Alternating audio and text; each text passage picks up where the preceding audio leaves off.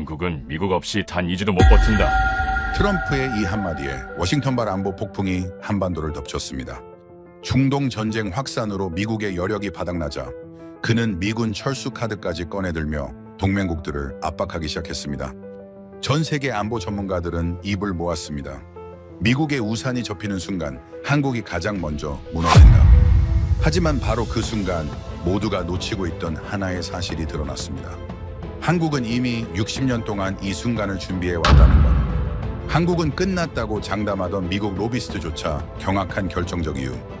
과연 무엇이 이 판을 뒤집은 걸까요? 이야기 시작합니다. 지금 이 순간에도 의회 청문회장 어딘가에서는 누군가의 보고서가 읽히고 있을 것입니다. 예산을 준 상원 의원들이 책상 위에 서류를 펼치고 밑줄을 긋고 있겠죠. 그 서류 중 하나가 바로 제 이름이 박힌 보고서입니다. 저는 제이슨 콜입니다. 워싱턴 DC에서 30년 넘게 방산 로비를 해온 사람이죠. 전직 펜타곤 동아시아 정책 보좌관 출신으로 지금은 제 이름을 딴 로비 회사를 운영하고 있습니다. 오늘 아침도 저는 새벽 5시에 사무실에 출근했습니다. 창밖으로 포토맥 강이 희미하게 보이는 이 사무실에서 저는 보고서 한 편을 마무리하고 있었죠. 보고서 제목은 단순하고 직선적이었습니다. 동아시아 동맹국의 자립방위 불가와 미국 주둔 예산 증액의 필요성이라는 제목이었는데 긴 제목이지만 핵심은 간단합니다. 미국이 없으면 그 나라들은 끝장이라는 거죠. 중동에서 뭔가 터졌다는 뉴스가 새벽부터 쏟아지고 있었습니다. 화면을 보지 않아도 압니다. 이란 해협이 막혔거나 걸프 지역에서 무언가 폭발했거나 둘 중 하나일 겁니다. 저는 사무실 화면에 켜놓은 뉴스를 옆눈으로 흘끔거리면서 창밖을 바라봤습니다. 어둑한 하늘이 천천히 밝아오고 있었고 저는 속으로 쾌재를 불렀습니다. 중동이 불안해질수록 미군의 병력은 그쪽으로 쏠리게 되어 있습니다. 동아시아에서 미군이 빠질수록 그 빈자리를 메워야 한다는 논리가 설득력을 얻게 되죠. 그 논리가 바로 제 밥줄이었습니다. 30년간 저를 먹여 살린 논리였습니다. 저는 20대 시절부터 이 판에서 살았습니다. 처음엔 국방부 보좌관으로 시작해서 동아시아 지역 안보 분석 업무를 맡았고 나중에는 민간으로 나와 로비 회사를 차렸습니다. 제가 가장 오랫동안 붙들어온 논리는 하나였죠. 동아시아 동맹국들은 스스로 자국을 방어할 능력이 없다는 것이고 그렇기 때문에 미국이 계속 군대를 주둔시키고 무기를 팔아야 한다는 것이었습니다. 이 논리 위에서 저는 예산을 따냈고 계약을 성사시켰으며 제 이름을 이 도시에 새겼습니다. 워싱턴 DC에서 이름을 남긴다는 것이 어떤 의미인지 알만한 분들은 아실 겁니다. 이 도시는 논리를 파는 사람들이 모이는 곳이니까요. 그날 아침 보고서를 다듬으면서 저는 특히 한 나라에 집중했습니다. 아직은 그 나라의 이름을 공개할 단계가 아니었습니다. 보고서에는 동아시아 주요 비핵 동맹국이라고만 적혀 있었죠. 하지만 저는 이미 알고 있었습니다. 그 나라가 어디인지를, 그리고 그 나라가 얼마나 미국에 의존하는지를. 30년간 제 보고서에서 그 나라는 언제나 같은 자리에 있었습니다. 미국의 우산 아래에서만 겨우 숨을 쉬는 나라였죠. 우산이 접히는 순간 즉시 무너질 나라였습니다. 보고서 3페이지에는 제가 직접 작성한 역량평가표가 있었습니다. 동아시아 주요 비핵 동맹국의 자체 방어 역량평가표였는데 저는 그 나라의 항목에 빨간색으로 표시를 해뒀습니다. 미사일 방어체계 외부 의존도 90% 이상이라는 수치 옆에요. 사드 배치 현황 항목도 있었고 그 옆에는 미국 전략자산 의존도라는 칸도 있었습니다. 모두 빨간색이었습니다. 30년간 제가 봐온 그 나라의 모습이 그 표 한 장에 고스란히 담겨 있었죠. 저는 그 표를 보면서 제 논리가 옳다는 것을 다시 한번 확인했습니다. 중동 뉴스는 점점 더 긴박하게 흘러나왔습니다. 미군 병력이 페르시아 만 쪽으로 이동한다는 소식이었습니다. 이 뉴스가 의미하는 바가 무엇인지 저는 단번에 파악했습니다. 동아시아에서 미군이 빠지기 시작한다는 뜻이었죠. 그리고 그 빈자리는 반드시 메워져야 합니다. 어떻게 메우느냐가 제 보고서의 핵심 논지였습니다. 미국 방산 장비로 메우고 미국 주둔군으로 메워야 한다는 것이었죠. 그렇게 해야 그 나라들이 버틸 수 있다는 논리였습니다. 스스로 버티는 능력을 갖추지 못했으니까요. 저는 보고서 마지막 페이지를 덮으면서 작게 중얼거렸습니다. 때가 왔다고. 20년 넘게 써온 이 논리가 드디어 의회에서 빛을 발할 때가 됐다고. 표지를 바라보며 묘한 흡족함에 잠겼습니다. 오랫동안 기다려온 기회가 바로 지금 열리고 있다는 확신이었죠. 이 확신이 얼마나 위험한 것이었는지를 저는 그날 오후에야 깨달을 줄 몰랐습니다. 사무실 문이 열리면서 한 남자가 들어왔습니다. 영국 억양이었고 손에는 작은 노트북과 낡은 수첩을 들고 있었습니다. 이름은 톰 앤더슨이었습니다. 로이터 소속 군사 전문 기자였죠. 인터뷰 요청을 메일로 미리 보내왔고 저는 흔쾌히 수락했었습니다. 제 논리를 홍보할 수 있는 또 다른 기회라고 생각했으니까요. 하지만 그날 이후로 저는 2번 다시 그 보고서를 같은 눈으로 바라보지 못했습니다. 30년이 걸려 쌓아온 논리가 단 2시간 안에 부서지는 걸 경험했으니까요. 지금부터 그 이야기를 해드리겠습니다. 끝까지 함께 해주십시오. 보고서가 상원군사위원회에 올라가면 예산안 심의에서 분명히 효과를 낼 거라는 계산이 이미 머릿속에 완성되어 있었습니다. 미군 주둔 예산을 늘려야 한다는 논리로 연결되고 그 결과로 방산 계약이 확대되는 흐름이 눈에 선했습니다. 이 도시에서 30년을 살다 보면 논리가 돈이 되는 구조가 어떻게 작동하는지 손바닥 보듯 알게 되죠. 저는 그 구조를 이용할 줄 알았고 그 점에서만큼은 워싱턴 DC 어떤 로비스트에게도 뒤지지 않는다고 자신했습니다. 워싱턴의 아침이 사무실 창문 너머로 천천히 열렸습니다. 국회의사당 방향에서 차들이 움직이기 시작했고 건물 로비에서도 발소리가 들리기 시작했습니다. 저는 커피를 한 모금 마시면서 보고서의 결론 부분을 다시 읽었습니다. 표현이 강하면서도 수치로 뒷받침되는 문장들이었죠. 동아시아 비핵 동맹국 가운데 가장 취약한 구조를 가진 나라에 대한 분석이 핵심을 이루고 있었고 저는 그 부분을 마무리하며 작은 만족감을 느꼈습니다. 저는 그날 오전까지도 제 논리에 단 한 점의 의심도 없었습니다. 그 나라를 분석한 보고서의 페이지 수만 해도 수백 장이 넘었습니다. 그 나라에 대한 제 판단을 반박한 사람은 지난 20년간 단 한 명도 없었죠. 있어도 제가 데이터로 눌러버렸습니다. 저는 그 어떤 질문에도 답할 준비가 되어 있었습니다. 아니 그렇다고 믿었습니다. 톰 앤더슨이 예약 시간보다 15분 일찍 도착했을 때 저는 보고서를 책상 위에 펼쳐놓은 채로 그를 맞이했습니다. 잘 왔다고 생각했습니다. 이 사람에게 제 논리를 설명하고 기사를 통해 의회에 간접적으로 여론을 형성할 수 있다고 생각했으니까요. 언론을 통해 여론을 만들고 여론이 예산을 만드는 구조였죠. 그 흐름을 누구보다 잘 안다고 믿었습니다. 하지만 톰 앤더슨의 첫마디는 제 예상과 달랐습니다. 자리에 앉자마자 수첩을 펼치고는 조용하지만 단호한 목소리로 말했습니다. 중동에서 돌아왔는데 동아시아 안보를 다시 평가해보고 싶다고 했습니다. 그리고 한국에 대해 이야기하고 싶다고 했죠. 저는 그 말을 듣고 속으로 가볍게 웃었습니다. 마침 잘 됐다고 생각했습니다. 한국이라면 제가 할 말이 차고도 넘쳤으니까요. 그 나라에 대해서라면 저는 지칠 때까지 이야기할 수 있었습니다. 톰 앤더슨은 자리에 앉으면서도 주변을 한번 훑어보았습니다. 제 책상 위에 펼쳐진 보고서를 눈으로 스치듯 읽었죠. 그 눈빛이 잠깐 멈추는 것을 저는 알아챘습니다. 하지만 신경 쓰지 않았습니다. 보고서 내용은 어차피 곧 의회에 제출될 공개 자료였으니까요. 톰 앤더슨이 뭘 봤든 상관없었습니다. 그가 노트북을 열고 수첩을 꺼내자 저는 먼저 말을 꺼냈습니다. 중동 취재가 어땠는지 물었죠. 톰 앤더슨은 짧게 답했습니다. 길었다고. 복잡했다고. 그리고 그래서 동아시아를 다시 보게 됐다고 했습니다. 저는 그 말에 고개를 끄덕였습니다. 중동이 흔들리면 동아시아가 흔들린다는 건 제 논리의 출발점이기도 했으니까요. 대화가 잘 풀릴 것 같았습니다. 톰 앤더슨이 첫 질문을 꺼냈습니다. 한국에 대해 어떻게 평가하시냐고 했죠. 저는 잠시 생각하는 척했습니다. 사실은 생각할 것도 없었습니다. 20년 넘게 정리해온 답이 이미 머릿속에 완성되어 있었으니까요. 저는 천천히 말을 시작했습니다. 한국은 구조적으로 취약한 나라라고 했습니다. 미국의 전략 자산 없이는 자국 방어가 불가능한 구조라고 했죠. 사드가 빠졌습니다. 패트리엇 포대도 일부 중동으로 이동했습니다. 31원 정대도 마찬가지입니다. 한반도 방어의 핵심 자산들이 미국의 다른 전선 수요 때문에 빠져나가고 있다는 얘기죠. 저는 그 흐름을 하나씩 짚어나갔습니다. 목소리에 힘이 들어갔습니다. 이건 제가 오랫동안 연구해온 분야였으니까요. 사드가 빠진 한국은 우산 없이 태풍을 맞는 거라고 했습니다. 그것도 맨몸으로요. 미국이 동아시아에서 발을 빼는 순간 한국은 가장 먼저 흔들릴 나라입니다. 지리적으로도 그렇고 전략적으로도 그렇습니다. 북쪽에는 핵을 가진 정권이 있고 서쪽에는 대국이 있습니다. 미국이 없으면 한국은 2주도 못 버팁니다. 저는 그 말을 또렷하게 했습니다. 이 문장은 제 보고서의 핵심이었으니까요. 톰 앤더슨이 아무 말도 하지 않았습니다. 수첩에 무언가를 적으면서 고개를 약간 숙이고 있었죠. 저는 계속했습니다.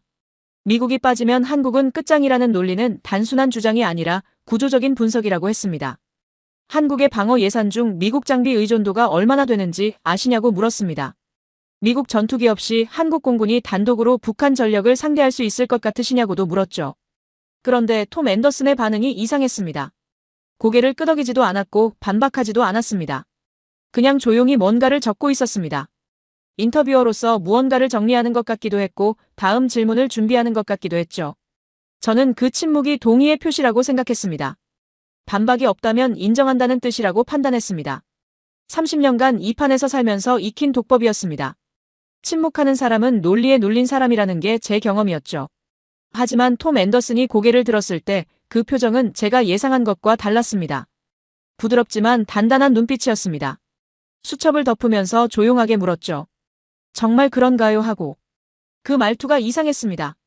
반박하는 것도 아니었고 동의하는 것도 아니었습니다. 그냥 다음 질문으로 넘어가기 전에 잠깐 멈추는 것처럼 보였습니다. 저는 당연하다는 듯 고개를 끄덕였습니다. 네, 당연히 그렇다고. 데이터가 증명한다고. 그러자 톰 앤더슨이 노트북을 열었습니다. 화면에는 데이터들이 빼곡하게 정리되어 있었습니다. 저는 그 화면을 흘끔 봤지만 크게 신경 쓰지 않았습니다. 기자들은 자료를 많이 들고 다닙니다. 그 자료들이 제 논리를 뒤흔들 수 있을 거라고는 생각하지 않았습니다. 지금까지 그런 일은 한 번도 없었으니까요. 지금도 마찬가지일 거라고 생각했습니다. 톰 앤더슨이 입을 열었습니다. 콜씨의 논리대로라면 미국이 빠질 때 가장 먼저 무너지는 나라가 어디인지 물어봐도 되겠냐고 했습니다. 저는 망설임 없이 답했습니다. 한국이라고. 그 대답이 너무 당연해서 왜 묻는지 의아하다는 표정을 지었을 겁니다. 톰 앤더슨의 표정은 흔들리지 않았습니다. 화면에서 눈을 들어 저를 바라보며 조용히 말했습니다. 대만이라고. 저는 순간 말이 끊겼습니다. 예상하지 못한 방향이었습니다. 대만이요 하고 저는 반사적으로 되물었습니다. 톰 앤더슨은 고개를 끄덕이며 설명을 시작했습니다. 대만의 에너지 구조 이야기였습니다. 대만의 액화천연가스 비축량은 2주 미만이라고 했습니다. 중국이 미사일 한 발 쏘지 않아도 됩니다. 해상을 봉쇄하는 것만으로도 가스 공급이 끊기죠. 가스가 끊기면 반도체 공장이 멈춥니다. 세계 최첨단 반도체의 90%를 생산하는 공장들이 가동을 중단한다는 뜻입니다. 14일이면 됩니다. 미사일 없이도 대만을 무너뜨리는 방법은 가스관을 잠그는 것이라고 했습니다. 저는 그 말을 들으면서 속으로 반박 논리를 정리했습니다. 에너지 하나로 안보 전체를 논할 수는 없습니다. 그건 단편적인 분석이라고 생각했죠. 그래서 물었습니다. 한국도 에너지 수입국 아니냐고. 한국도 비슷한 취약점이 있는 거 아니냐고. 이 질문을 던지면서 저는 다시 주도권을 찾았다고 생각했습니다. 톰 앤더슨이 화면을 돌려 보여줬습니다.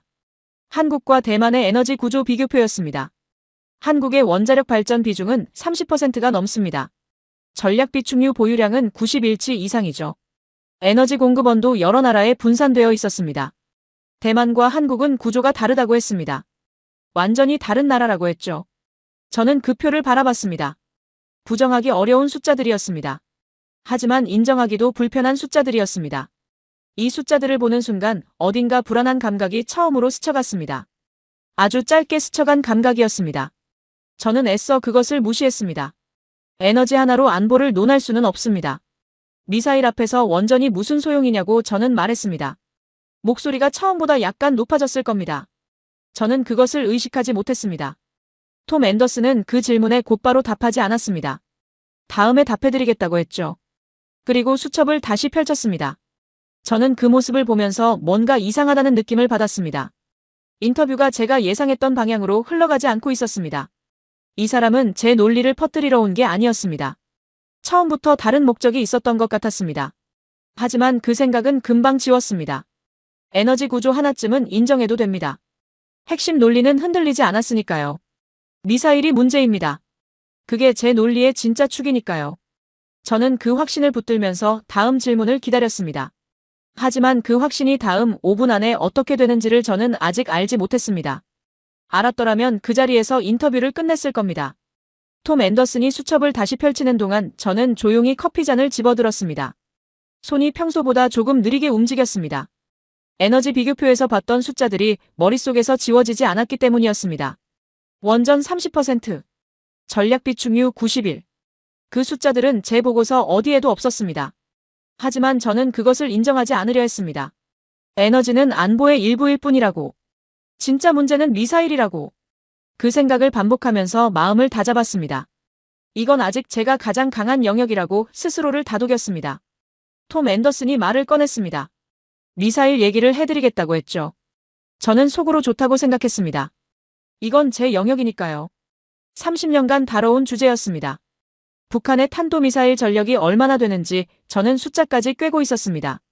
사드가 빠진 한국이 그것을 어떻게 막을 수 있는지에 대한 답도 이미 알고 있었습니다.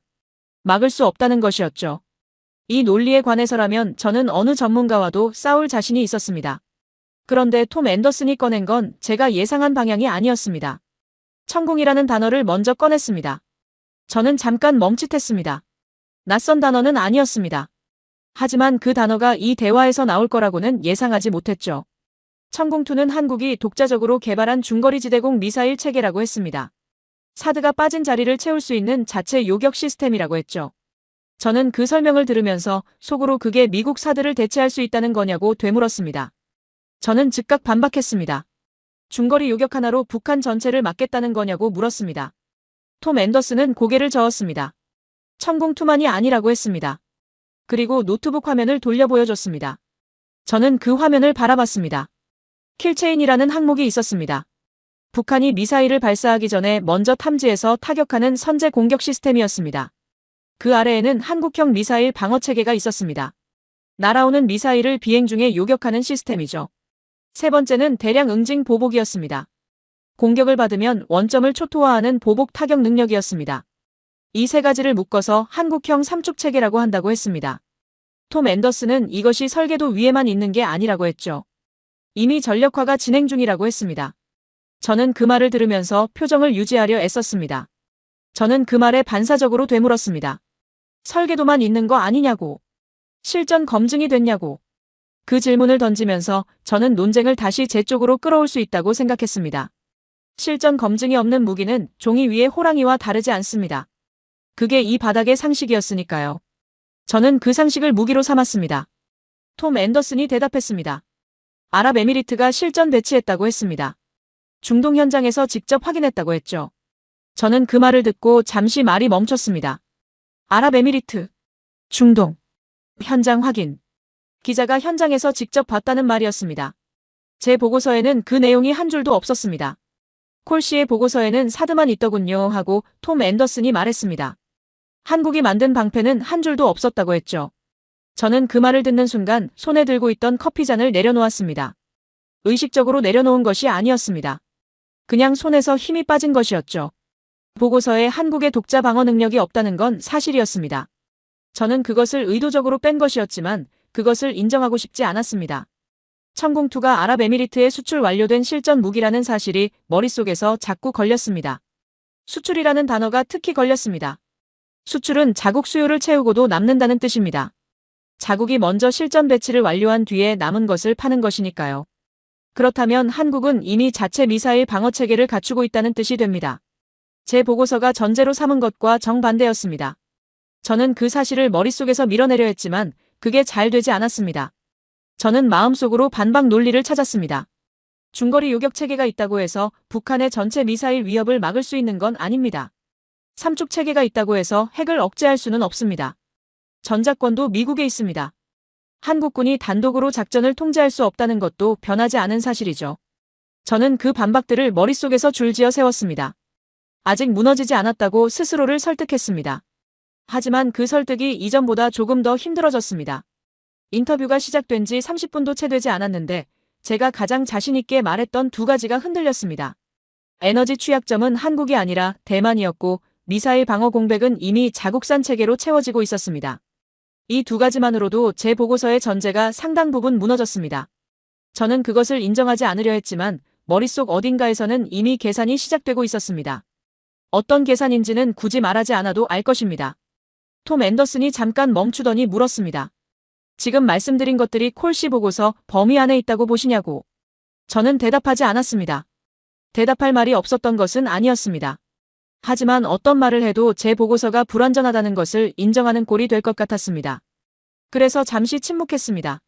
저는 시선을 창문 쪽으로 돌렸습니다. 워싱턴 DC의 오전이 완전히 열려 있었습니다. 차들이 분주하게 움직이고 있었고 국회의사당 쪽에서 헬기 소리가 들렸습니다.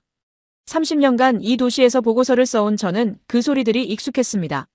하지만 그 순간은 조금 달랐습니다. 바깥 세계가 평소보다 멀게 느껴졌습니다. 저는 사무실 안에서 무언가가 서서히 조여드는 느낌을 받았습니다. 그것이 무엇인지는 아직 정확히 말할 수 없었습니다. 하지만 지금 돌아보면 알 수 있습니다. 그건 제 보고서가 틀렸다는 증거들이 하나씩 쌓여가는 느낌이었습니다. 그리고 그 증거들이 쌓일수록 제가 30년간 세워온 논리가 얼마나 위태로운 것이었는지가 드러나고 있었습니다. 저는 그것을 보지 않으려고 창밖을 바라봤지만 그것이 사라지지는 않았습니다. 톰 앤더슨이 노트북 화면을 닫으면서 다음 이야기로 넘어가겠다고 했습니다. 저는 다시 그를 바라봤습니다. 뭐가 더 남았는지 두려운 마음과 확인하고 싶은 마음이 동시에 들었습니다. 그것이 이상한 감각이었습니다. 30년간 단 한 번도 느껴본 적 없는 감각이었죠. 아직 끝나지 않았다는 것만은 분명했습니다. 톰 앤더슨이 다음 이야기를 꺼내기 전에 저는 먼저 공세로 돌아섰습니다. 지금까지 에너지와 미사일 방어체계 이야기를 했지만 그게 전부가 아니라고 했습니다. 한국의 진짜 문제는 따로 있다고 했죠. 저는 목소리에 힘을 실었습니다. 좋습니다. 에너지는 인정하겠습니다. 하고 말했습니다. 천공투도 수치로 봤으니 외면하기 어렵다는 것도 알겠습니다. 하지만 결국 핵이 없는 나라는 핵을 가진 나라 앞에서 버티지 못합니다. 그건 역사가 증명하는 사실이라고 했습니다. 저는 이 논리만큼은 누구도 반박하지 못한다고 믿었습니다. 30년간 이 논리로 모든 반박자를 침묵시켜왔으니까요. 톰 앤더슨이 고개를 끄덕였습니다. 동의한다는 뜻이 아니었습니다. 계속 말해보라는 뜻이었죠. 저는 계속했습니다. 미군이 동아시아에서 빠지면 결국 핵이 게임을 결정한다고 했습니다. 북한이 핵을 쓸 수 있다는 위협을 앞에 두고 한국이 재래식 무기만으로 맞설 수 있겠느냐고 물었습니다. 그 논리 앞에서 천공이든 삼축체계든 의미가 없다고 했죠. 저는 그 문장을 내뱉으면서 인터뷰의 주도권을 다시 쥐었다고 생각했습니다. 톰 앤더슨이 그제야 노트북을 다시 열었습니다. 저는 그 동작을 보면서 또 뭔가를 꺼낼 거라는 것을 알았습니다. 하지만 이번엔 제 논리가 훨씬 단단하다고 생각했습니다. 핵이라는 카드는 어떤 숫자로도 반박하기 어려운 영역이니까요. 핵을 가진 나라와 가지지 않은 나라의 차이는 통계로 메울 수 없습니다. 톰 앤더슨이 먼저 꺼낸 건 수출 통계였습니다. 망산 수출 이야기였죠.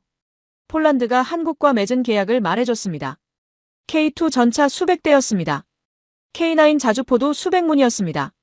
단일 계약으로는 유럽 방산 역사상 최대 규모 중 하나라고 했습니다. 저는 그게 방산 수출 이야기지 한국의 자국 방어 능력과 무슨 관계가 있냐고 물었습니다. 수출을 많이 한다고 자국을 지킬 수 있는 건 아니라고도 했죠. 톰 앤더슨이 대답했습니다. 수출할 여력이 있다는 건 자국 물량을 채우고도 남는다는 뜻이라고 했습니다. 공장이 있다는 뜻이라고 했죠. 설계 능력이 있다는 뜻이라고도 했습니다. 그리고 우크라이나 전쟁이 그것을 증명했다고 했습니다. 이 전쟁에서 전세를 결정한 건 첨단 정밀 유도 무기가 아니라 포탄 생산 능력이었다고 했습니다. 하루에 포탄을 얼마나 만들 수 있느냐가 전쟁을 결정했다고 했죠. 한국은 그 생산 능력을 갖추고 있을 뿐만 아니라 그것을 동맹국에 팔 만큼 충분히 갖추고 있다고 했습니다. 저는 그 말을 들으면서 뭔가 불편한 감각을 받았습니다. 수출이 많다고 자국 방어가 되는 건 아니라고 저는 말했습니다. 목소리가 조금 높아졌습니다. 그것을 저는 의식했지만 낮추지 않았습니다. 톰 앤더슨은 조용하게 말했습니다. 수출할 여력이 있다는 건 자국 물량을 채우고도 남는다는 뜻이라고 다시 한번 반복했습니다. 그리고 전쟁을 결정하는 건 정밀 무기가 아니라 생산력이라고 했습니다. 우크라이나가 증명했고 그 전쟁에서 한국산 포탄이 어느 쪽 손에 들어갔는지는 공공연한 비밀이라고 했죠. 저는 그 말의 함의를 이해했습니다. 하지만 인정하고 싶지 않았습니다. 인정하는 순간 제가 30년간 써온 보고서의 전제가 통째로 흔들리니까요. 저는 잠시 말을 잃었습니다. 방산 수출 수주 잔고가 수십조 원이라는 숫자가 머릿속에서 맴돌았습니다. 그 숫자는 제가 알고 있던 숫자였습니다. 하지만 제 보고서에 쓴 방향으로는 해석되지 않는 숫자였습니다. 저는 그 숫자를 봤을 때 한국이 무기를 산다고 읽었습니다. 하지만 실제로 그 숫자는 한국이 무기를 판다는 뜻이었습니다. 사는 나라와 파는 나라는 본질적으로 다릅니다. 의존하는 나라와 자립하는 나라는 더 다릅니다. 저는 그 차이를 30년간 보지 않으려 했습니다. 콜 씨가 보고서를 쓰는 동안 한국은 공장을 지었습니다 하고 톰 앤더슨이 말했습니다. 저는 그 문장을 들으면서 무언가가 가슴 안쪽을 세게 누르는 느낌을 받았습니다. 그 느낌이 정확히 무엇인지 말로 표현하기 어려웠습니다. 모욕감이라고 하기엔 너무 조용했고 충격이라고 하기엔 너무 서서히 왔습니다. 하지만 그것이 부정할 수 없는 사실이라는 것만큼은 분명했습니다. 미국의 가장 충실한 동맹이 미국 없이도 싸울 수 있는 유일한 동맹이 됐습니다. 하고 톰 앤더슨이 말을 이었습니다. 콜씨 보고서에는 이게 빠져 있었습니다. 하고 했죠. 저는 그 말을 부정하지 않았습니다. 부정할 수 없었으니까요. 빠져 있다는 건 사실이었습니다. 의도적으로 뺐다는 것도 사실이었습니다. 그것을 쓰면 제 보고서의 결론이 달라지니까요. 그래서 저는 쓰지 않았습니다. 30년 동안 내내 그렇게 했습니다. 저는 그 순간 30년간 제가 무엇을 해온 것인지를 조금씩 다시 생각하기 시작했습니다. 논리를 쓴 게 아니었습니다. 제가 원하는 결론에 맞는 논리만 골라서 쓴 것이었습니다. 한국의 독자 방어 능력이 높아질수록 미국 방산 장비를 팔기 어려워집니다. 그래서 저는 그 부분을 보지 않았습니다. 정확하게는 보지 않으려 했습니다. 30년간 그렇게 해왔습니다. 그 세월이 지금 이 순간 하나씩 머릿속에서 펼쳐졌습니다. 톰 앤더슨이 수첩에 무언가를 적으면서 잠시 침묵했습니다. 저도 말이 없었습니다. 사무실 안에 정적이 흘렀습니다. 창밖에서 차소리가 들렸고 복도에서 누군가의 발소리가 들렸습니다. 평소와 다름없는 소리들이었습니다. 하지만 저는 그 소리들이 오늘따라 더 선명하게 들렸습니다. 머릿속이 조용해졌기 때문이었죠. 30년간 논리로 가득 차 있던 그 머릿속이 처음으로 비어가는 느낌이 들었습니다. 책상 위에 보고서가 눈에 들어왔습니다. 표지에 박힌 제 이름이 보였습니다. 제이슨 콜. 저는 그 이름을 오래 바라봤습니다. 그 이름이 30년간 무엇을 해온 것인지를 다시 물어보지 않을 수 없었습니다. 그 질문이 불편했습니다. 하지만 이제는 피할 수 없다는 것도 알았습니다. 그리고 그 질문에 답하는 것이 두렵다는 것도 알았습니다. 톰 앤더슨이 다시 입을 열었습니다. 이번엔 한국이 왜 이 수준에 도달했는지를 물어봐도 되겠냐고 했습니다. 저는 말없이 고개를 끄덕였습니다. 어차피 듣지 않을 수 없었습니다. 그리고 어딘가에서 작은 목소리가 들렸습니다. 들어야 한다고. 이제는 들어야 한다고. 톰 앤더슨이 수첩을 덮고 저를 바라봤습니다. 잠깐 침묵이 있었습니다. 그 침묵이 이상하게 무거웠습니다. 지금까지 그는 데이터를 꺼낼 때마다 노트북을 열었는데 이번엔 열지 않았습니다. 그 사실이 오히려 더 긴장감을 만들었습니다. 저는 그 침묵 속에서 마지막 카드를 꺼낼 준비를 했습니다. 이 카드가 먹히지 않으면 오늘 인터뷰에서 제 논리가 설 자리가 없어질 것 같았습니다. 이건 일시적입니다 하고 저는 말했습니다. 중동이 안정되면 미군은 돌아옵니다. 한국의 독자 방어력은 그 과도기 동안의 임시 방편이에요. 미국이 돌아오면 구조는 원래대로 복원됩니다. 저는 그 말을 또렷하게 했습니다. 이것이 제 논리의 마지막 보루였습니다. 미군이 돌아온다면 지금까지의 모든 논쟁은 의미를 잃습니다. 저는 그 사실을 믿었습니다. 믿어야 했습니다. 톰 앤더슨이 아주 조용하게 말했습니다. 돌아오지 않습니다 하고. 저는 그 말을 처음에 제대로 이해하지 못했습니다. 돌아오지 않는다고요 하고 되물었습니다. 톰 앤더슨이 고개를 끄덕였습니다. 그리고 말을 이었습니다. 이란 전쟁이 얼마나 길어질지 예측하는 전문가는 없다고 했습니다. 러시아는 120만에서 130만에 달하는 병력 손실을 입고도 우크라이나에서 춘계 대공세를 준비하고 있다고 했습니다. 그 숫자가 머릿속에 박혔습니다. 120만. 인간이 그 숫자만큼 죽거나 다쳤는데도 전쟁이 멈추지 않는다는 뜻이었습니다. 저는 그 사실을 알고 있었습니다. 하지만 제 보고서에서 그 숫자는 다른 방향으로 사용됐습니다. 동아시아 안보 예산 증가 필요성의 논거로요. 그게 지금 전혀 다른 의미로 돌아오고 있었습니다. 중국은 대만 해협 압박을 멈추지 않고 있다고 했습니다. 미국은 지금 세계의 전선을 동시에 상대하고 있습니다. 이란과 러시아와 중국. 세계의 전선을 동시에 완벽하게 상대할 수 있는 나라는 세상에 없습니다. 미국도 마찬가지라고 했습니다. 그리고 그 세계의 전선 중 어느 하나도 단기간에 끝날 조짐이 없다고 했습니다. 저는 그 논리를 반박하려 했습니다. 하지만 말이 나오지 않았습니다.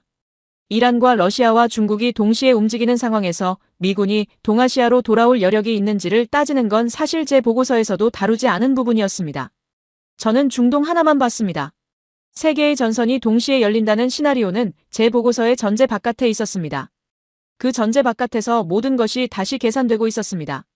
그리고 그 계산의 결과가 제 논리와 완전히 다른 방향을 가리키고 있었습니다. 톰 앤더슨이 다시 노트북을 열었습니다. 화면에는 숫자들이 있었습니다. K방산 수출 증가율이었습니다. 저는 그 숫자들을 눈으로 훑었습니다. 폴란드 수출 계약 규모가 나왔고 그 옆에 수주잔고 총액이 있었습니다. 수십조라는 단위였습니다. 몇 년 전에 한국 방산 수출 규모와 비교하면 몇 배가 된 숫자였습니다. 이 숫자들이 의미하는 것이 무엇인지 저는 이제 다르게 읽을 수 있었습니다. 하지만 읽히는 것과 인정하는 것은 다른 일이었습니다. 그 둘 사이의 거리가 지금 제 30년을 가르고 있었습니다. 한국은 무기를 사는 나라에서 파는 나라가 됐습니다. 하고 톰 앤더슨이 말했습니다. 콜 씨가 보고서를 쓰는 동안 한국은 공장을 지었습니다. 하고 다시 한번 그 문장을 반복했습니다. 이번엔 다른 무게로 들렸습니다. 처음 들었을 때보다 더 선명하게 박혔습니다. 저는 그 문장이 맞다는 것을 알면서도 인정하는 말을 꺼낼 수 없었습니다. 저는 다시 반박을 시도했습니다. 수출이 많다고 자국 방어가 되는 건 아니라고 했습니다. 목소리가 높아졌습니다. 톰 앤더슨이 멈추지 않고 말했습니다. 수출할 여력이 있다는 건 자국 물량을 채우고도 남는다는 뜻이라고 했습니다. 전쟁을 결정하는 건 정밀 무기가 아니라 생산력이라고 했습니다. 우크라이나 전쟁이 그 사실을 증명했다고 했죠. 전선이 유지되는 건 드론이 아니라 포탄 공장이 멈추지 않기 때문이라고 했습니다. 그리고 그 포탄을 공급한 나라 중 하나가 한국이었다고 했습니다. 저는 그 말을 들으면서 책상 위의 보고서를 바라봤습니다. 47페이지였습니다. 그 47페이지 어디에도 한국이 포탄을 수출한다는 내용은 없었습니다. 한국의 방산 생산 능력이 유럽 재무장 수요를 충족시키고 있다는 내용도 없었습니다. 저는 그것을 알고 있었습니다. 그리고 왜 없는지도 알고 있었습니다. 30년간 제 보고서는 하나의 방향을 향해 쓰였습니다. 동아시아 동맹국들은 미국 없이 버틸 수 없다는 방향이었습니다. 그 방향이 흔들리면 제 밥줄이 흔들렸습니다. 그래서 저는 방향과 맞지 않는 데이터는 주석으로 처리했습니다. 각주 아래로 밀었습니다. 본문에 올리지 않았습니다. 그렇게 30년을 버텼습니다. 그 30년이 지금 이 순간 한 기자의 수첩 앞에서 해체되고 있었습니다. 소리도 없이 조용하게, 하지만 분명하게. 톰 앤더슨이 말을 마무리하면서 물었습니다. 미군이 돌아오지 않는 세계에서 한국이 어떻게 움직이고 있는지를 보셨습니까? 하고 저는 대답하지 않았습니다. 하지 못했습니다. 그 질문에 솔직하게 답하는 순간 제가 의회에 제출할 보고서 전체가 의미를 잃으니까요. 저는 그것을 알면서도 끝내 입을 열지 않았습니다. 사무실에 다시 침묵이 찾아왔습니다. 이번 침묵은 아까보다 훨씬 길었습니다. 저는 커피잔을 집어들었다가 내려놨습니다. 손끝이 차가웠습니다. 창밖에서는 워싱턴 DC가 평소처럼 움직이고 있었습니다. 사람들이 서류를 들고 걸어다니고 있었습니다. 어딘가에서는 지금 이 순간에도 누군가의 보고서가 읽히고 있겠죠. 하지만 그 보고서가 제 것이어야 할 이유가 지금 이 자리에서 조금씩 허물어지고 있었습니다. 톰 앤더슨이 노트북을 닫았습니다. 오늘 준비한 자료는 다 꺼냈다고 했습니다. 마지막으로 한 가지만 더 물어봐도 되겠냐고 했습니다. 저는 말없이 기다렸습니다. 그 마지막 질문이 무엇일지 알고 싶지 않았습니다. 하지만 피할 수 없다는 것도 알았습니다. 이 사람은 처음부터 끝이 어디인지를 알고 왔으니까요. 저는 처음부터 끝이 어디인지를 몰랐습니다. 아니 알면서도 모른 척했습니다. 그 차이가 지금 이 자리에서 선명하게 드러나고 있었습니다. 마지막 질문은 생각보다 단순했습니다. 왜 한국만 이렇게 됐느냐고 했습니다. 일본도 대만도 호주도 미국의 동맹인데 왜 한국만이냐고. 그 질문이 가장 무거웠습니다. 왜냐하면 저는 그 질문의 답을 알고 있었기 때문이었습니다. 알고 있으면서도 한 번도 보고서에 쓰지 않은 답을. 그리고 이제 더 이상 피할 수 없는 답을. 톰 앤더슨의 마지막 질문이 사무실 안에 떠 있었습니다. 왜 한국만이냐고. 저는 그 질문에 즉시 답하지 않았습니다. 답을 몰라서가 아니었습니다. 답을 알고 있었기 때문이었습니다. 그리고 그 답을 입 밖에 꺼내는 순간 제가 30년간 지켜온 무언가가 완전히 끝난다는 것을 알았기 때문이었죠. 저는 잠시 창밖을 바라봤습니다. 워싱턴 DC의 하늘은 맑았습니다. 국회의사당 첨탑이 멀리 보였습니다. 저는 저 건물 안에서 얼마나 많은 보고서를 발표했는지를 떠올렸습니다. 얼마나 많은 상원 의원 앞에 서서 동아시아 동맹국들이 미국 없이 버틸 수 없다고 말했는지를. 그 말들이 지금 이 순간 조금씩 다른 색으로 보이기 시작했습니다. 톰 앤더슨이 조용히 기다리고 있었습니다. 재촉하지 않았습니다. 그냥 기다렸습니다. 그 기다림이 오히려 더 압박이 됐습니다. 저는 결국 입을 열었습니다. 한국은 버림받을 수 있다고 믿은 나라라고 했습니다. 그 말을 꺼내면서 저는 스스로 놀랐습니다. 처음으로 그 말을 제 입으로 한 것이었습니다. 수십 년간 머릿속에서만 맴돌던 말이었습니다. 톰 앤더슨이 수첩에 펜을 올렸습니다. 계속하라는 뜻이었습니다. 저는 계속했습니다. 1969년 닉슨 독트린이 나왔을 때 한국이 어떤 충격을 받았는지 설명했습니다. 미국이 아시아에서 지상군을 철수하겠다는 선언이었습니다. 그 선언이 나온 뒤 주한미군이 줄었습니다. 한국 입장에서는 언제든 우산이 접힐 수 있다는 공포가 현실이 된 순간이었습니다. 대부분의 나라는 그 공포를 외교로 해결하려 했습니다. 미국에 더 가까이 붙으려 했습니다. 하지만 한국은 다른 선택을 했습니다. 공포를 연료로 바꾼 것이었습니다. 국방과학연구소가 설립된 것이 1970년이었습니다. 닉슨 독트린이 나온 이듬해였죠. 우연이 아니었습니다. 미국이 빠질 수 있다는 공포가 연구소를 만들었습니다. 그때부터 지금까지 50년이 넘는 세월 동안 그 연구소는 멈추지 않았습니다. 미국과 관계가 좋을 때도 멈추지 않았습니다. 다른 동맹국들이 미국에 안주하는 동안에도 멈추지 않았습니다. 그 축적이 지금의 한국을 만들었습니다. 일본은 어떻게 했습니까? 하고 톰 앤더슨이 물었습니다. 저는 솔직하게 답했습니다. 일본은 미국에 안주했다고 했습니다. 미국이 지켜줄 거라는 믿음 위에서 경제 성장에 집중했습니다. 방위비도 낮게 유지했습니다. 그것이 나쁜 선택이었다고 말할 수 없습니다. 하지만 결과적으로 독자 방어 기술의 축적이 한국보다 늦었습니다. 그리고 지금 일본은 그 격차를 따라잡기 위해 방위비를 2배로 늘리겠다고 했습니다. 대만은 어떻고요? 하고 톰 앤더슨이 다시 물었습니다. 대만은 경제를 선택했다고 했습니다. 반도체에 모든 것을 걸었습니다. 그것이 지금 대만의 가장 강력한 억지력이 됐지만 동시에 가장 큰 취약점이기도 합니다. 에너지 구조가 취약한 이유 중 하나도 거기 있습니다. 반도체 공장을 돌리는데 전력을 쏟느라 다른 것을 신경 쓸 여유가 없었을 겁니다. 그러면 한국은요? 하고 톰 앤더슨이 말했습니다. 저는 잠깐 멈췄습니다. 그리고 답했습니다. 한국만 최악의 시나리오를 진지하게 준비했다고. 미국이 떠날 수 있다는 전제 위에서 설계를 시작한 나라라고 했습니다. 그 준비가 60년 동안 이어진 것이라고도 했습니다. 톰 앤더슨이 보람의 이야기를 꺼냈습니다. KF-21이었습니다. 한국이 독자 개발 중인 초음속 전투기라고 했습니다. 세계에서 8번째로 독자 개발에 성공한 나라라고 했습니다. 미국, 영국, 러시아, 중국, 프랑스, 스웨덴, 유럽연합 컨소시엄. 그 다음이 한국이라고 했습니다. 저는 그 목록을 들으면서 말이 없었습니다. 그 목록에 한국이 있다는 사실이 머릿속에서 자꾸 맴돌았습니다. 저는 그 나라들을 봐왔습니다. 보고서에서 그 나라들을 분석해왔습니다. 하지만 그 목록에 한국이 들어올 거라고는 생각하지 않았습니다. 아니, 더 정확하게 말하면 그 가능성을 생각하지 않으려 했습니다. 그것이 사실로 확인되는 순간 제 보고서의 한 축이 무너지니까요. 30년 전에 한국을 처음 분석할 때 저는 그 나라를 어떤 눈으로 봤는지를 기억합니다. 전쟁의 상처가 채 아물지 않은 가난한 나라였습니다. 미국의 원조 없이는 버티기 어려운 나라였습니다. 그 인식이 30년 동안 제 보고서의 출발점이었습니다. 그 인식이 틀렸다는 것을 저는 어느 시점에 알아챘습니다. 하지만 고치지 않았습니다. 고치면 제 논리가 바뀌니까요. 논리가 바뀌면 밥줄이 바뀌니까요. 콜 씨도 알고 계셨던 거 아닙니까? 하고 톰 앤더슨이 말했습니다. 다만 보고서에 쓰면 안 되는 거였을 뿐이라고 했습니다. 그 말이 정확했습니다. 정확해서 반박할 수 없었습니다. 저는 그 말을 들으면서 오랫동안 침묵했습니다. 저는 30년간 로비스트로 살았습니다. 논리가 돈이 되는 세계에서 살았습니다. 그 세계에서 가장 중요한 규칙은 하나였습니다. 원하는 결론을 먼저 정하고 그 결론을 뒷받침하는 논리를 찾는 것이었습니다. 저는 그 규칙을 누구보다 잘 알았고 누구보다 잘 활용했습니다. 하지만 오늘 이 자리에서 그 규칙이 처음으로 저를 향해 돌아왔습니다. 30년치 무게를 달고서 대부분의 동맹은 미국이 지켜줄 거라고 믿었습니다 하고 톰 앤더슨이 천천히 말했습니다. 한국만 믿지 않았습니다 하고 했습니다. 그래서 준비했습니다 하고 했죠. 저는 그 세 문장을 들으면서 보고서 표지를 바라봤습니다. 동아시아 주요 비핵 동맹국이라고 적혀있는 그 표지를. 그 나라가 지금 이 대화에서 완전히 다른 존재가 되어 있었습니다. 저는 보고서를 뒤적이기 시작했습니다. 47페이지를 빠르게 넘겼습니다. 한국의 독자 방어 역량을 다룬 항목을 찾으려 했습니다. 없었습니다. 한 줄도 없었습니다.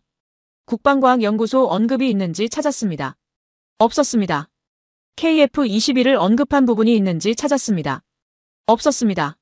47페이지 전체에서 한국의 독자적인 방어 능력을 인정하는 문장은 단 한 줄도 없었습니다. 저는 그 사실을 알고 있었습니다. 하지만 직접 손으로 넘기면서 확인하는 것은 달랐습니다. 그 공백이 지면 위에서 선명하게 보였습니다. 보고서 마지막 장을 덮으면서 저는 손을 그 위에 올려놨습니다. 30년간 이런 보고서를 써왔습니다. 앞으로도 이런 보고서를 쓸 수 있을지 그 순간은 알 수 없었습니다. 톰 앤더슨이 자리에서 일어서려는 기색이 보였습니다. 인터뷰가 끝나가고 있었습니다. 저는 그가 일어서기 전에 무언가를 말해야 할 것 같았습니다. 하지만 무슨 말을 해야 할지를 몰랐습니다.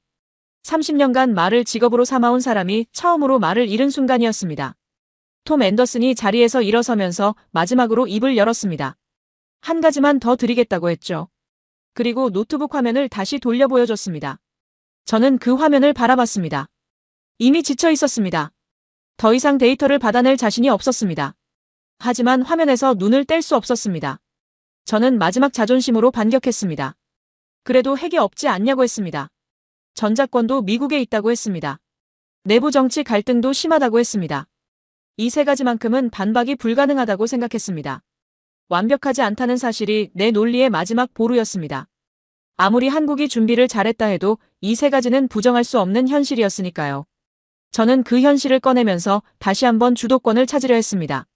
톰 앤더슨이 처음으로 동의했습니다. 맞습니다 하고 말했습니다. 저는 그 동의가 뭔가 이상하다고 느꼈습니다. 동의한 다음에 무언가가 더 있다는 것을 직감했습니다. 이 사람은 지금까지 단 한 번도 쉽게 동의한 적이 없었으니까요. 한국은 완벽하지 않습니다 하고 톰 앤더슨이 말했습니다. 핵이 없다는 것도 사실이고 전작권이 아직 미국에 있다는 것도 사실이라고 했습니다. 정치 갈등이 심하다는 것도 부정하지 않겠다고 했습니다. 저는 그 인정을 들으면서 잠깐 숨을 쉬었습니다. 역시 완벽하지 않다는 거라고. 그 점에서 제 논리가 완전히 틀린 건 아니라고. 하지만 톰 앤더슨이 계속했습니다. 한국의 약점은 준비하지 않았다는 게 아니라고 했습니다. 아직 부족하다는 것이라고 했죠. 그 차이가 핵심이라고 했습니다. 저는 그 문장을 들으면서 잠깐 멈췄습니다. 준비하지 않은 것과 아직 부족한 것. 두 가지는 같은 말처럼 보이지만 전혀 다른 말이었습니다. 준비하지 않은 것은 방향이 없다는 뜻입니다. 아직 부족하다는 건 방향은 있는데 거리가 남았다는 뜻이죠. 저는 그 차이를 알면서도 한 번도 그 방향으로 생각해 본 적이 없었습니다. 그게 지금 이 자리에서 가장 부끄러운 사실이었습니다. 톰 앤더슨이 말을 이었습니다. 한국은 이미 구축된 인프라 위에서 더 올라가고 있다고 했습니다. 인공지능 무인 전투 체계를 개발하고 있다고 했습니다. 우주 감시망을 확장하고 있다고 했습니다. 사이버 방위 체계를 강화하고 있다고 했습니다. 핵이 없는 나라가 핵을 억제하는 유일한 재래식 모델이 삼축 체계라고 했습니다. 세계 어디에도 이만한 대안이 없다고 했습니다. 그리고 그 삼축 체계는 완성이 아니라 지금도 확장 중이라고 했습니다. 저는 그 말을 듣고 다시 반박하려 했습니다.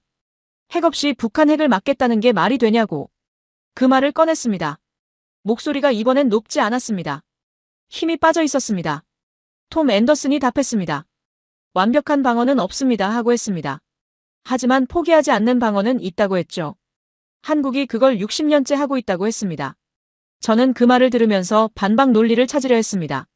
하지만 찾지 못했습니다. 약점을 지적했는데 그게 오히려 더 깊은 논증이 되어 돌아왔습니다. 완벽하지 않다는 것을 인정했는데 그것이 더 대단하다는 증거가 됐습니다. 이런 역전은 처음이었습니다. 30년간 논쟁을 해왔지만 약점을 인정했더니 오히려 상대의 논리가 강해지는 경험은 한 번도 없었습니다. 저는 그 역전 앞에서 아무것도 할 수 없었습니다. 저는 할 말을 완전히 잃었습니다. 더 이상 꺼낼 카드가 없었습니다. 에너지도 썼고 미사일 방어도 썼고 생산력도 썼고 핵도 썼습니다. 모두 무너졌습니다. 마지막으로 약점을 지적했는데 그것마저 역전됐습니다. 저는 의자에 기댔습니다. 오전 내내 꼿꼿하게 앉아있던 자세가 처음으로 무너진 것이었습니다. 그게 이 인터뷰에서 제가 처음으로 솔직한 순간이었을 겁니다. 톰 앤더슨이 노트북을 가방에 넣기 시작했습니다. 수첩도 챙겼습니다. 저는 그 동작을 멍하니 바라봤습니다. 인터뷰가 끝나가고 있었습니다. 2시간이 채 되지 않는 시간이었습니다. 하지만 그 2시간이 30년을 해체했습니다. 30년의 논리가 2시간의 팩트 앞에서 무너지는 것이 이렇게 조용한 일인지 몰랐습니다. 가방을 들면서 톰 앤더슨이 말했습니다. 기사 제목은 정했습니다 하고 했죠. 저는 무슨 제목이냐고 물었습니다. 아직 공개할 수 없다고 했습니다. 하지만 콜 씨도 아시게 될 거라고 했습니다. 저는 그 말이 무슨 뜻인지 알 것 같았습니다. 그 기사가 나오는 날 의회 어딘가에서 누군가가 그것을 읽을 것이고 그 내용이 제 보고서와 충돌할 것이었습니다. 톰 앤더슨이 사무실 문 쪽으로 걸어갔습니다. 문을 열기 전에 한번 돌아봤습니다. 그리고 마지막으로 말했습니다. 좋은 보고서가 나오길 바란다고 했습니다. 진심처럼 들렸습니다. 저는 그 말에 어떻게 대답해야 할지 몰랐습니다. 처음으로 그 상황에서 아무 말도 나오지 않았습니다. 문이 닫혔습니다. 사무실 안에 저 혼자 남았습니다. 책상 위에는 보고서가 있었습니다. 47페이지짜리 보고서였습니다. 표지에는 제 이름이 있었습니다. 제이슨 콜. 저는 그 이름을 오래 바라봤습니다. 그 이름이 지금 이 순간 예전과 같은 무게로 느껴지지 않았습니다. 무게가 줄었다기보다 의미가 달라진 것 같았습니다. 창밖에서 워싱턴 DC가 움직이고 있었습니다. 아무것도 달라지지 않은 것처럼 보였습니다. 하지만 저는 이 사무실 안에서 무언가가 달라졌다는 것을 알았습니다. 그것이 무엇인지는 아직 정확히 말할 수 없었습니다. 하지만 이전과 같은 보고서를 쓸 수는 없을 것 같다는 느낌은 분명했습니다. 그 느낌이 무서웠습니다. 그리고 동시에 어딘가 홀가분했습니다. 저는 오랫동안 그 자리에 앉아 있었습니다. 보고서를 들었다가 내려놓았습니다. 들었다가 내려놓았습니다. 30년이라는 세월이 지금 이 47페이지 위에 있었습니다. 그리고 그 47페이지가 지금 이 순간 아주 가볍게 느껴졌습니다. 내용이 가벼워서가 아니었습니다. 그 안에 담겨 있어야 했지만 담겨 있지 않은 것들의 무게를 처음으로 느꼈기 때문이었습니다. 저는 한동안 아무것도 하지 않았습니다. 로비스트로 30년을 살면서 한 번도 해본 적 없는 일이었습니다. 아무것도 하지 않고 그냥 앉아서 생각하는 것. 다음 행동을 계획하는 것이 아니라 지금 이 순간을 그냥 받아들이는 것이었습니다. 그 낯선 시간이 오히려 편안하게 느껴졌습니다. 책상 서랍에서 볼펜을 꺼냈습니다. 그리고 보고서 첫 페이지를 바라봤습니다. 한국은 미국 없이 2주도 버티지 못한다는 문장이 첫 줄에 있었습니다. 그 문장을 오래 읽었습니다. 그 문장이 처음으로 낯설게 보였습니다. 볼펜이 종이 위에 닿았습니다. 저는 그 감각을 느끼면서 잠깐 멈췄습니다. 30년간 이 사무실에서 얼마나 많은 문장을 썼는지를 생각했습니다. 의회에 제출한 보고서만 수십 편이었습니다. 그 보고서들이 어떤 방향을 향해 쓰였는지를 이제 저는 정확하게 알고 있었습니다. 원하는 결론이 먼저 있었고 논리는 그 다음에 따라왔습니다. 그 방식이 잘못됐다는 것을 처음부터 몰랐던 게 아니었습니다. 알면서 했습니다. 그것이 지금 이 순간 가장 무거운 사실이었습니다. 저는 보고서 첫 줄에 빨간 선을 그었습니다. 한국은 미국 없이 2주도 버티지 못한다는 문장이었습니다. 그 문장에 선을 긋는 데 걸린 시간은 2초도 채 되지 않았습니다. 하지만 그 2초가 30년을 지우는 시간이었습니다. 저는 그 선을 바라봤습니다. 빨간 줄이 문장을 가로질러 있었습니다. 그 문장이 사라진 자리에 무엇을 써야 할지 바로 떠오르지 않았습니다. 새로운 논리를 만드는 데는 시간이 필요했습니다. 하지만 적어도 잘못된 문장이 그 자리에 있어서는 안 된다는 것만은 분명했습니다. 저는 잠시 눈을 감았습니다. 오늘 오전에 나눈 대화가 머릿속에서 다시 흘렀습니다. 대만의 가스 비축량 2주. 한국의 원전 비중 30%. 천공투의 아랍에미리트 실전 배치. K2 전차의 폴란드 수출. 러시아 120만 손실에도 멈추지 않는 전쟁. 미국이 돌아오지 않는다는 한마디. 그리고 왜 한국만이냐는 질문에 제가 처음으로 솔직하게 답했던 순간. 한국은 버림받을 수 있다고 믿은 나라. 그 공포를 연료로 바꾼 나라. 저는 눈을 떴습니다. 새 문장이 필요했습니다. 볼펜을 들고 빈칸에 천천히 썼습니다. 우산은 접힐 수 있다. 하지만 지붕을 지은 나라는 비를 맞지 않는다. 그 문장을 쓰고 나서 저는 한참 동안 그것을 바라봤습니다. 제가 쓴 문장이지만 지금까지 제 보고서 어디에도 쓴 적이 없는 문장이었습니다. 어쩌면 지금까지 쓰기를 두려워했던 문장이었습니다. 저는 그 문장이 무엇을 의미하는지 알고 있었습니다. 이 문장이 제 보고서의 첫 줄이 되는 순간 보고서의 결론이 달라집니다. 미국 방산 장비가 더 필요하다는 결론이 아니라 한국의 독자 방어 역량이 이미 구축됐다는 결론으로 바뀝니다. 그 결론이 의회에 올라가면 제가 그동안 주장해온 예산 논리가 흔들립니다. 제 밥줄이 흔들립니다. 30년이 흔들립니다. 그 사실을 알면서도 저는 그 문장을 지우지 않았습니다. 저는 스스로에게 물었습니다. 한국을 과소평가한 것이냐고. 그 질문에 대한 답은 오래 생각할 필요가 없었습니다. 과소평가한 게 아니었습니다. 한국이 준비한 걸 보지 않으려 했던 겁니다. 보고서에 쓰면 제 밥줄이 끊기니까. 그래서 보지 않으려 했습니다. 30년간 그렇게 했습니다. 그 고백이 머릿속에서 완성되는 순간 이상하게도 조금 가벼워지는 느낌이 들었습니다. 죄책감과 가벼움이 동시에 오는 이상한 감각이었습니다. 30년간 억누르고 있던 무언가가 조금 풀린 것 같았습니다. 그것이 무엇인지를 정확하게 말할 언어가 없었습니다. 하지만 분명히 무언가가 달라지고 있었습니다. 보고서를 책상 위에 내려놓았습니다. 47페이지. 빨간 선이 그어진 첫 줄과 새로 쓴 한 문장이 있었습니다. 그것으로 충분하지는 않았습니다. 보고서 전체를 다시 써야 할지도 모릅니다. 하지만 그 첫 줄이 바뀌었다는 것만으로 오늘은 충분했습니다. 저는 창밖을 바라봤습니다. 워싱턴 DC의 오후가 시작되고 있었습니다. 국회의사당 방향에서 사람들이 움직이고 있었습니다. 어딘가에서는 지금 이 순간에도 보고서가 쓰이고 있겠죠. 원하는 결론을 향해 논리를 꿰맞추는 보고서들이. 저도 오늘 아침까지 그중 하나였습니다. 하지만 지금은 조금 다른 자리에 서 있었습니다. 며칠 뒤 톰 앤더슨의 기사가 온라인에 올라왔습니다. 저는 그 기사를 사무실에서 혼자 읽었습니다. 제목이 화면에 떴을 때 저는 잠깐 숨을 참았습니다. 제목은 영어로 적혀 있었습니다. 스스로 지붕을 지은 나라. 그 제목을 읽으면서 저는 제가 새로 쓴 문장을 떠올렸습니다. 우산은 접힐 수 있다. 하지만 지붕을 지은 나라는 비를 맞지 않는다. 같은 생각을 우리 둘이 동시에 하고 있었던 것이었습니다. 저는 그 기사를 2번 읽었습니다. 천천히 읽었습니다. 기사 안에는 제가 오늘 인터뷰에서 들었던 내용들이 정확하게 담겨 있었습니다. 대만과 한국의 에너지 구조 비교, 천궁2의 실전 배치, KF-21의 의미, 포탄 생산력이 전쟁을 결정한다는 논리, 그리고 왜 한국만 이 수준에 도달했는지에 대한 분석, 닉슨 독트린부터 시작된 60년의 이야기. 기사를 다 읽고 나서 저는 오랫동안 화면을 바라봤습니다. 그 기사가 의회 어딘가에서 읽힐 것이라는 생각이 들었습니다. 제 보고서와 나란히 놓이게 될 것이라는 생각도 들었습니다. 두 문서 중 어느 것이 더 정확한지는 이제 저도 알고 있었습니다. 저는 책상 위에 놓인 보고서를 다시 집어들었습니다. 빨간 선이 그어진 첫 줄이 보였습니다. 그리고 그 아래에 새로 쓴 문장이 보였습니다. 우산은 접힐 수 있다. 하지만 지붕을 지은 나라는 비를 맞지 않는다. 저는 그 문장 아래에 한 줄을 더 썼습니다. 한국은 누군가의 보호를 기다리지 않았습니다. 스스로 지붕을 지었습니다. 그것도 60년에 걸쳐서. 그 문장을 쓰고 나서 저는 볼펜을 내려놓았습니다. 보고서가 완성되려면 아직 멀었습니다. 새로운 논리가 필요했습니다. 30년간 쌓아온 틀 바깥에서 다시 생각해야 했습니다. 그 작업이 얼마나 걸릴지는 알 수 없었습니다. 하지만 방향은 바뀌었습니다. 그것으로 오늘은 충분했습니다. 저는 보고서를 다시 펼쳤습니다. 새로운 제목이 필요했습니다. 동아시아 동맹국의 자립방위 불가라는 제목 위에도 빨간 선을 그었습니다. 그 자리를 비워두었습니다. 새 제목은 아직 생각해야 했습니다. 하지만 지워진 자리가 훨씬 더 정직했습니다. 그 빈자리를 보면서 저는 처음으로 제 보고서가 옳은 방향을 향하고 있다는 느낌을 받았습니다.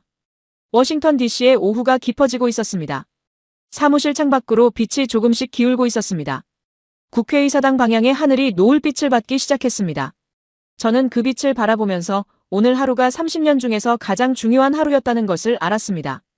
보고서를 가장 많이 쓴 날이 아니라 처음으로 정직하게 시작한 날이었으니까요.